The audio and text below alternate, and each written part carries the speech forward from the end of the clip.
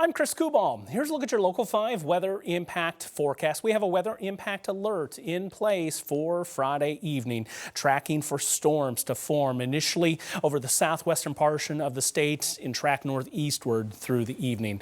Level 1, 2, and 3 on the severe weather outlook across the state, most pronounced southwest Iowa. This will run through about midnight. I think our primary threats are still looking to be hail and wind, with a secondary threat of a tornado, especially early on in the evening.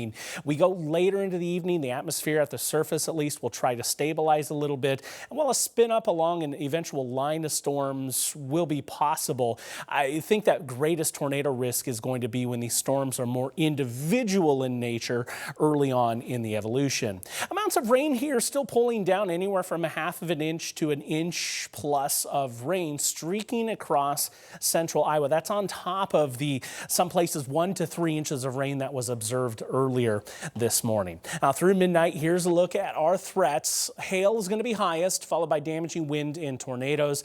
Overall, I think the flash flooding threat is still pretty low, and while we're pretty damp from conditions earlier this morning, storms should be moving through fairly swiftly and helping to minimize that threat. But still, some ponding of water in those typical low-lying areas would be possible.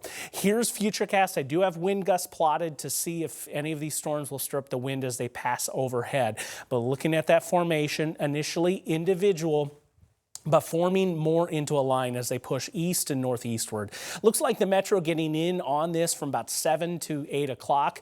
Storms continually pushing off to the north and east with time pause at 9:30 here, and they'll continue on to the east with time. Notice how that line begins to form. Still some trailing storms towards midnight in our southeastern communities, but wrapping up quickly. A little bit of a pop of a wintry mix in snow up over northwestern Iowa, perhaps some minor accumulations possible with that and corresponding impacts, but again on the minor side. We'll clear things out after a cloudy start on Saturday. Temperatures will be knocked down a touch.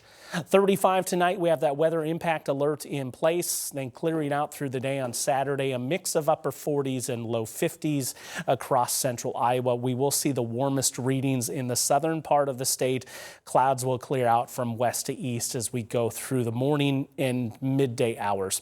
Okay, let's take a look at those readings as we go into Sunday, because we will bounce back in the mid and upper 60s and targeting 70 degrees rolling into Wednesday, especially southern half of the state. So we do turn things right back around before you know it. Thursday, I do think there is potential for some 70s, but it is going to be cloud dependent, front dependent. We'll have a system in close proximity, most of it deviating off to our southeastern edge. We may still catch a shower or even a thunderstorm there.